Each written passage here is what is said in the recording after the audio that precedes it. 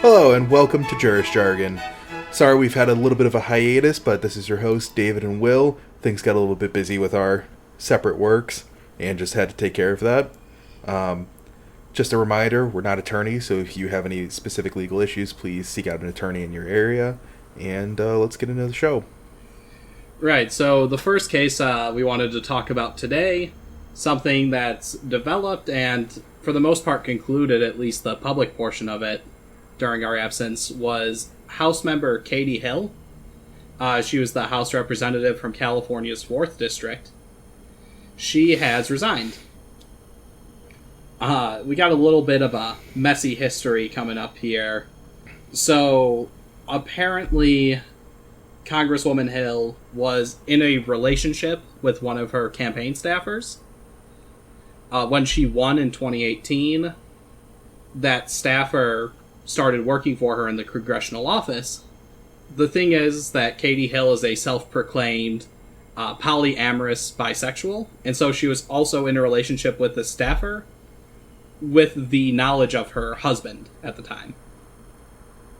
And so apparently things happened between her and her husband. They filed for divorce. The husband alleges that it's because she entered into another relationship with the legislative aide. And another male aide this time, correct? So her husband's male, the legislative aide is male, her campaign staffer turned house staffer is a female. Of course, whatever she wants to do, that's her prerogative, but there is an issue here when that individual is actually working for her in the Congress.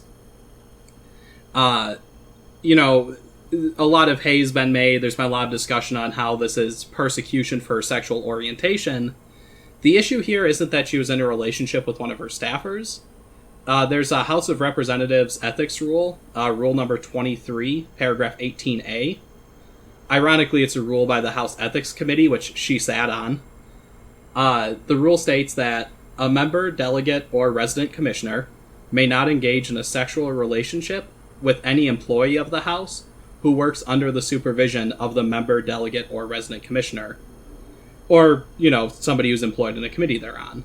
So, clearly, dating one of your staffers in the House while you are sitting as a Congress member is obvious violation of this Rule 23. And I want to be clear. I understand where she's coming from by saying that this is unfair sexual orientation discrimination, because in the past there's been quite a few representatives who have had inappropriate relationships with different employees working for them. However, that doesn't make what those men did right.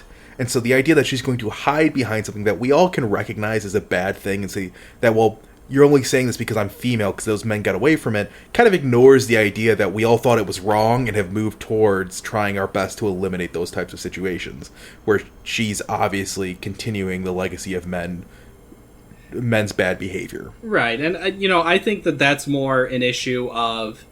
I think that issue of excusing it when it's done by men is more of a past issue. The most recent scandal I can think of this nature actually was a male Republican, Joe Barden. He'd been the longest-serving House member from Texas. He had photos released online of himself naked, of course, that had been sent to a female staffer. It was pretty, bipartisan support for him to...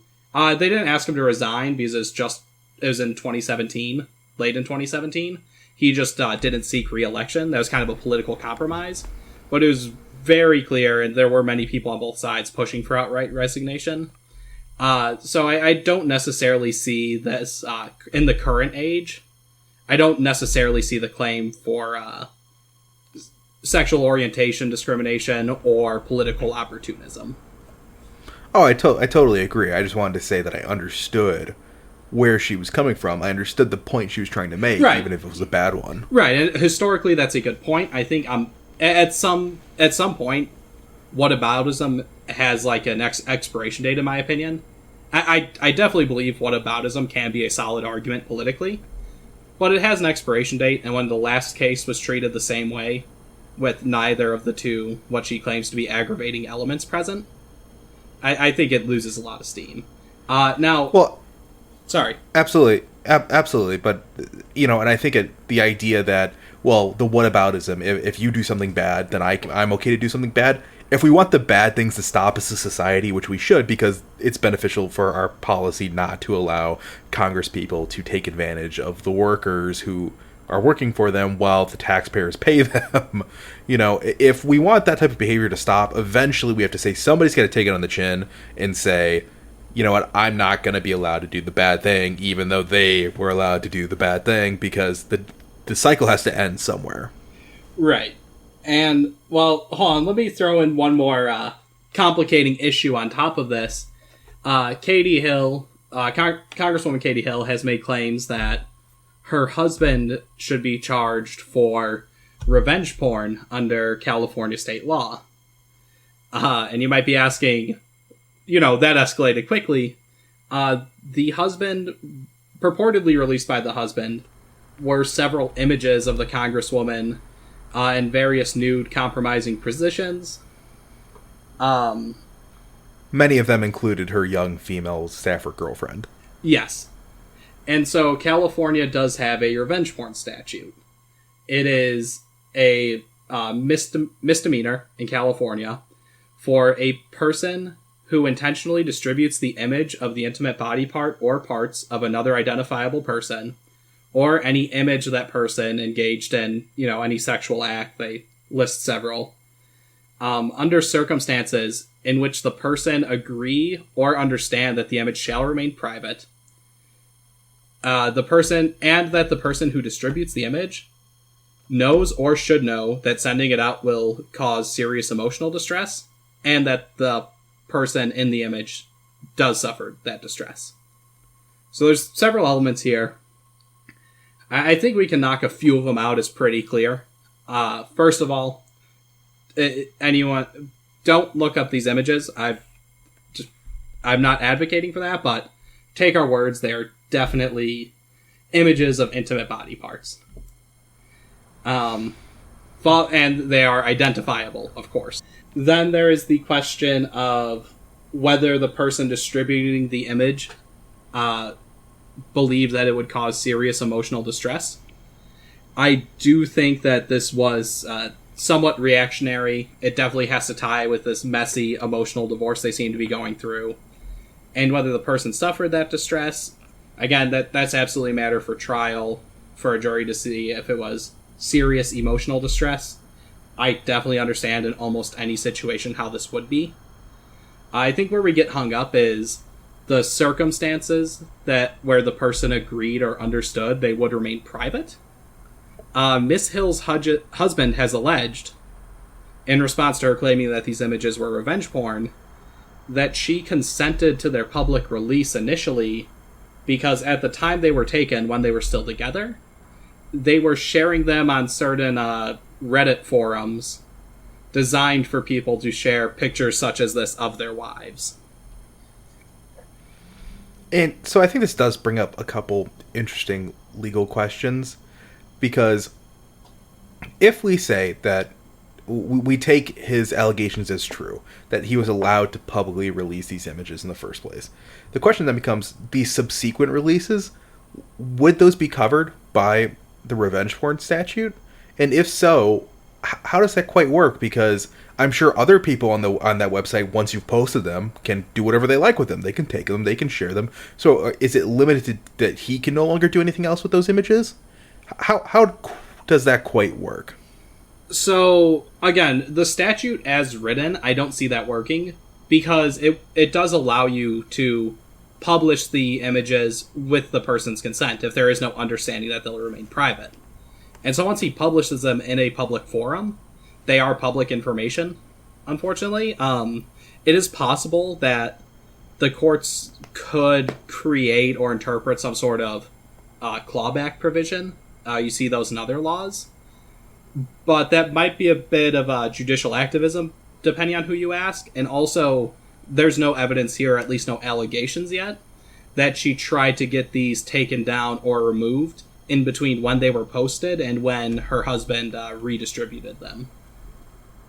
Well, if they did try to do some judicial activism here, they'd really have to answer the question of, did she limit the scope of her consent? And could the scope of her consent even be limited when you're talking about releasing something on a public forum? Right, that's a good point, because obviously, once it's out there, nobody else would be bound by that, so it'd be tough to say that her consenting to have him post them publicly was consenting to have them only be public information in that instance, because that's just not how public information works. A public release is a public release. Maybe there's some other precedent in California state that might contradict that, but generally I don't see that in the law. At least so far as pushing information into the public sphere. Well, so let's move on to our next story. Something I find very interesting is going on with one of the largest unions in the United States. That is the United Auto Workers Union. Now, some people might remember, which I was not alive for this, but many, many years ago, in 1989, the Teamsters Union was taken over by the United States government after it was found that the Teamsters Union was collaborating with different criminal elements. In the current instance, the president of UAW has taken a leave of absence where he's still being paid, while there is an ongoing U.S. federal probe into both him and UAW taking bribes from Fiat Chrysler. And I believe there's also some embezzlement charges for some unnamed defendants who the FBI has not released or the Justice Department has not released who those defendants are, but many seem to believe that the president of UAW would be one of those defendants. So I gotta admit, David, when you told me to look into the UAW case, I ended up researching the Union of Alligator Wrestlers. So I'm a little underprepared here. I thought this was that incredible story coming out of Florida this week. So why don't you tell me what you think about about unions in general? So, unions in general, I definitely understand the utility of collective bargaining within the private sphere. Fortunately, we're not talking about a public sector union here, where my thoughts get a bit more complicated. I do have some concerns and reservations about compulsory union membership. I don't enjoy the aspect of the cartel aspect of unions, where in order to be an auto worker in certain states, you must be a member of this union. Partially because... And those are bound by statutes, correct? Yes, they are bound by federal statute. The bigger problem that I see with it is that unions frequently use the aggregated money of union dues to pay for political campaign contributions. And so if my political ideology doesn't align with the union's goals within that career that I want to enter, I need to contribute money to what I consider my political opposition.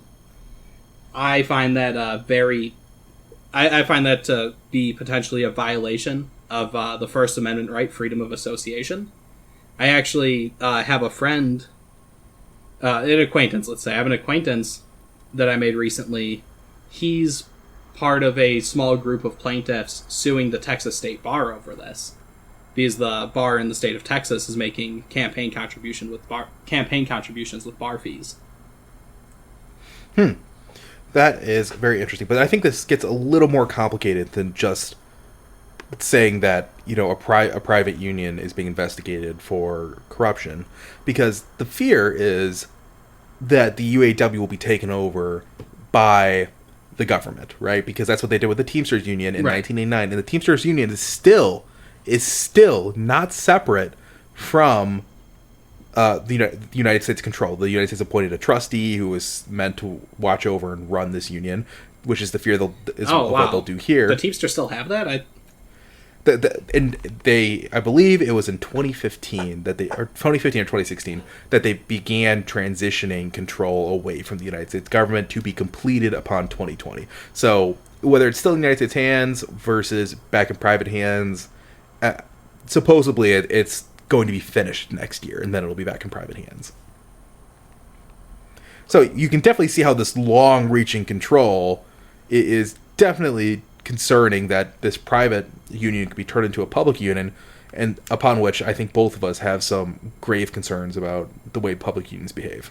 Right, and I think that a bigger problem with this, too, is that if the government's going to be empowering these private unions by law, by statute, to require members of a certain profession to be within the union, but then they are private sector unions, there is less accountability and oversight for corruption, which we saw here in UAW. So it's almost like they're being set up for failure, I'd say, because once the government's mandating power be centralized there's just greater incentive to try to corrupt that person because they wield so much power. Okay, so we're going to be starting a new segment here. We're calling it On Appeal. On Appeal, we're going to be trying to revisit stories that we've covered, discussed, talked about before. Also, hopefully in the future, covering listeners' questions on these different issues. So today we're looking at the NCAA rules, which previously prohibited players from capitalizing on their name and likeness. This was discussed, was it our last episode or the one before? I don't remember, but we did discuss our thoughts on players not being able to use their own likeness, and California at that time was putting forward a bill in their state legislature to basically force the NCAA to allow this to happen. So they had actually signed one. The governor had signed one that was to go into effect within a couple of years. Other states, too, had introduced or were contemplating legislation that would follow suit. Well, it turns out that last week, the NCAA announced that they will be changing their national rules, which will allow players to capitalize on their names and likeness as NCAA athletes. So, everything that could be said about state intrusion upon constitutional rights to contract, anything that could be said about the possible exchange of the players, exposure for their likeness rights given to the NCAA, it's kind of out the window when the NCAA voluntarily chooses to remove the rule. Well, I think that NCAA saw a losing battle where there was one, and the only way this could go is get worse for them. Right. And it also takes out some of their future concerns going forward, so far as players choosing what school to go to based on the state the school is in, allowing this capitalization. It also allows them... now that the NCAA is doing this voluntarily as a rule, if certain states might have been incentivized to pass a law which required them to allow capitalization, then those laws could have been more restrictive than the NCAA was intending to make with this rule change. So this could almost be seen as like a pressure valve. However, pressure being taken off the NCAA by state legislatures doesn't mean that Congress doesn't have a problem with this.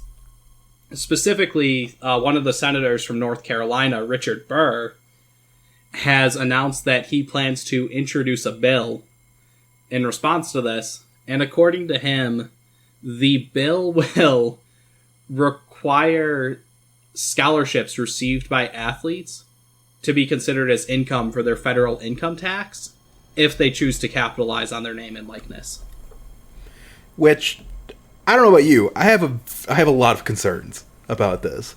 primarily in how this is going to be applied to potentially more people than just sports athletes. And if it doesn't apply to more than just sports athletes, if there is some discrimination going on there, and whether that should be allowed.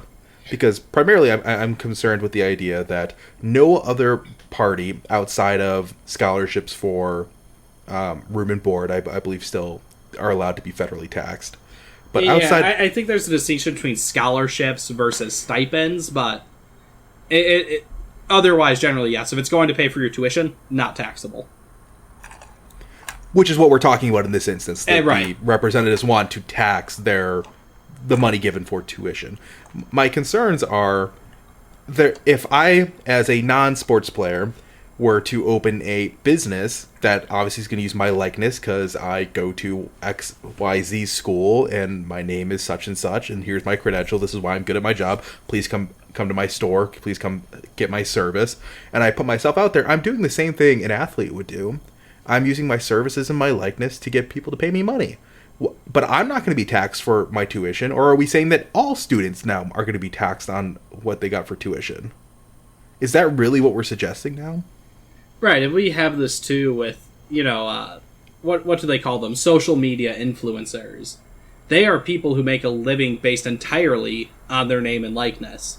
Whether it's their, likeness in Instagram photos or live streaming. I know a lot of college students make a little cash on the side by, streaming video games. I had a roommate who did that. Right. So, if they're also receiving scholarships to go to school, I don't understand where they have the constitutional authority to say... Obviously, they can regulate it as a matter of interstate commerce, but how do they show that they have a not overly narrow, a targeted discriminatory law when anybody else using their name and likeness in a business is allowed to do so freely? It's quite confusing to me on how this would work. In addition to currently to play on a college football team, to my knowledge, you have to be a student at the college.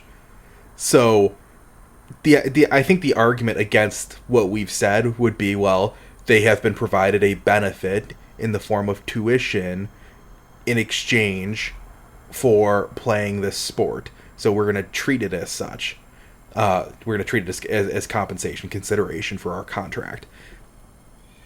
The idea is that if this is consideration for their work, but then how would they play? This is a necessary element to provide them with goods for, or with resources to play the sport as a necessity of being a college student. In any other job in the world, if I go into work and let's say I need a computer for my job, I need a laptop that accesses the internet to do my job, and my employer provides me with the laptop, I don't have to get taxed on the laptop that's the business's owns, that they let me use because it's necessary for me to do my job. Oh, that's actually a really interesting distinction. Yeah, so in order to be an athlete at the school, they need to have... In order to be an athlete at school, a lot of them need that scholarship. Or at least I have to be a student. Right. So now do I need to pay to work for you? Yeah, that'd be entirely bass-ackwards, as they say. Another interesting angle I thought of on this, too, a potential concern some people might have is, what if the choice in sponsorship makes the school look bad? Let's say, a student decides that they want to cut a deal with Bud Light to... who goes to some party school like U of I. I'm not sure if any of their athletes are getting contract deals, but hypothetically, I think that... Create that without explicitly putting that in the contract and affecting all students.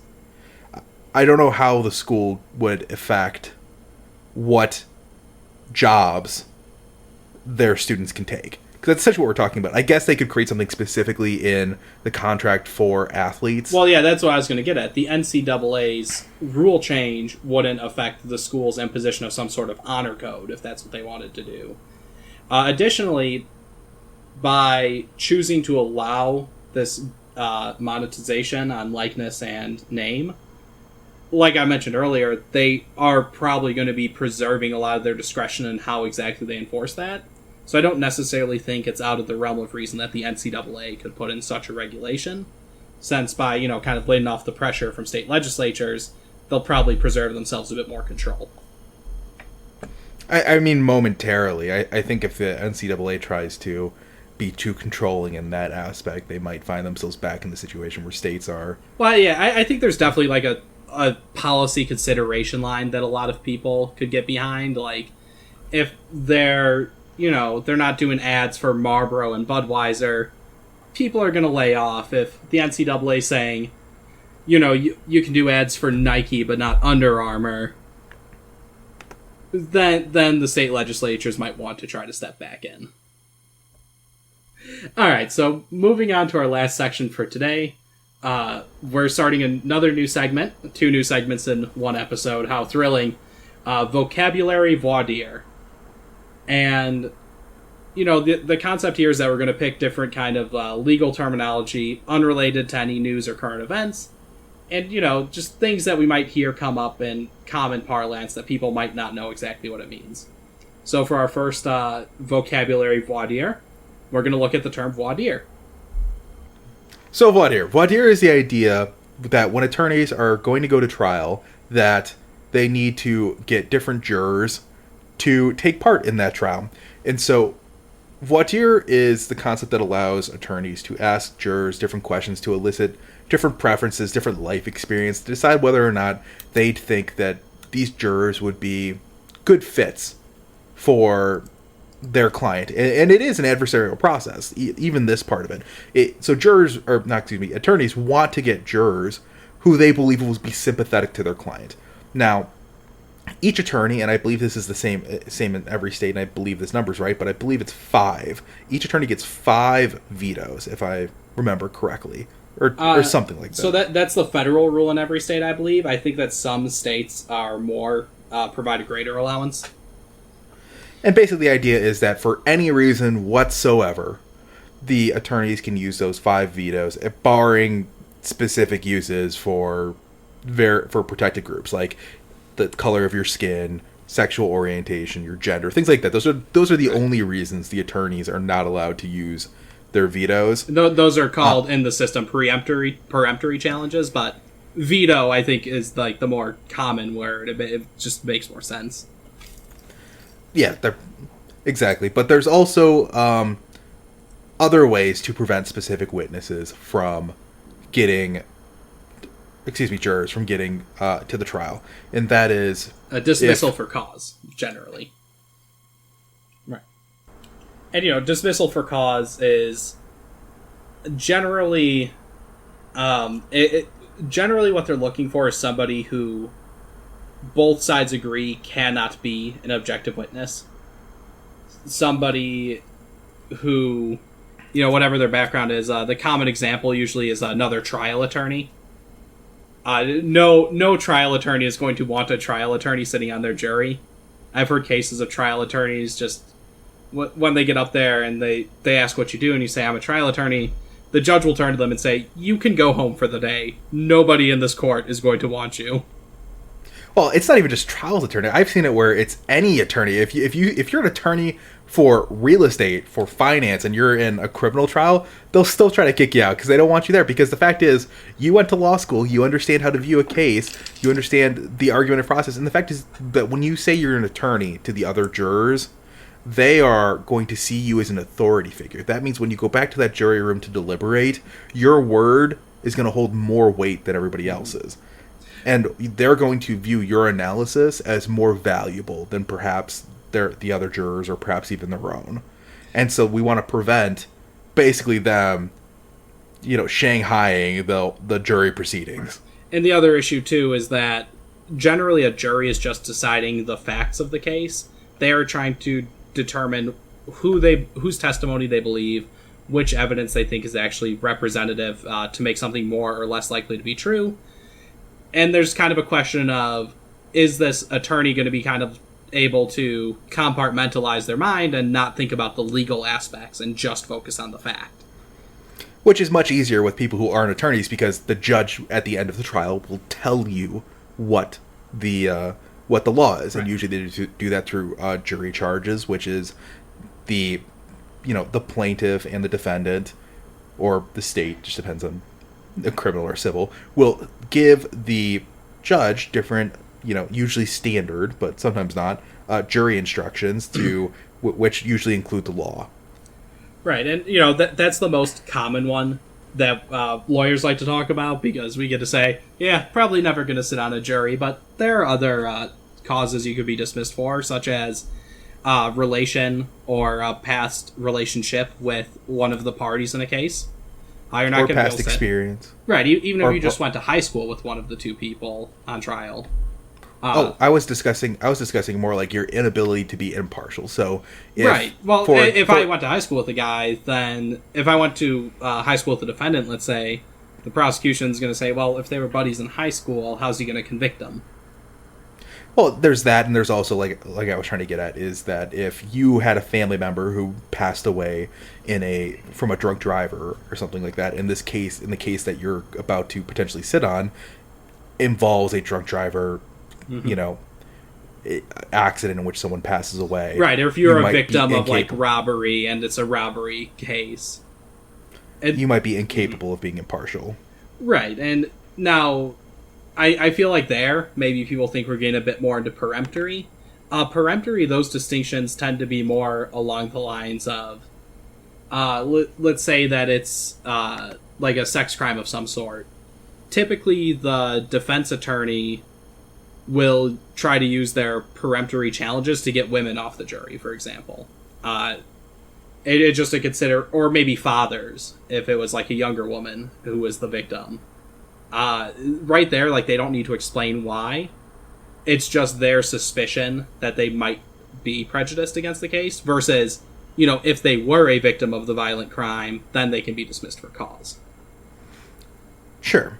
But, I mean, everyone's always going to argue for cause. You're just usually not going to get it. Right, and that's, again, where the judge starts coming in to throw down his judgments.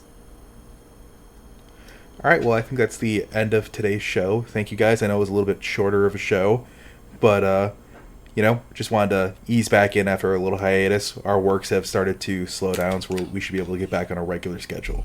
Yeah, thanks, everyone, for listening. Glad you stuck around through our break, of course, and hopefully we'll be back next week. If you have any questions, comments, or corrections on the show, please email us at juristjargon@gmail.com. Additionally, you can follow us on Twitter at juristjargon. And we're on Facebook, too, if you just search Jurist Jargon. We use our name for a lot of things. Have a good night, everyone.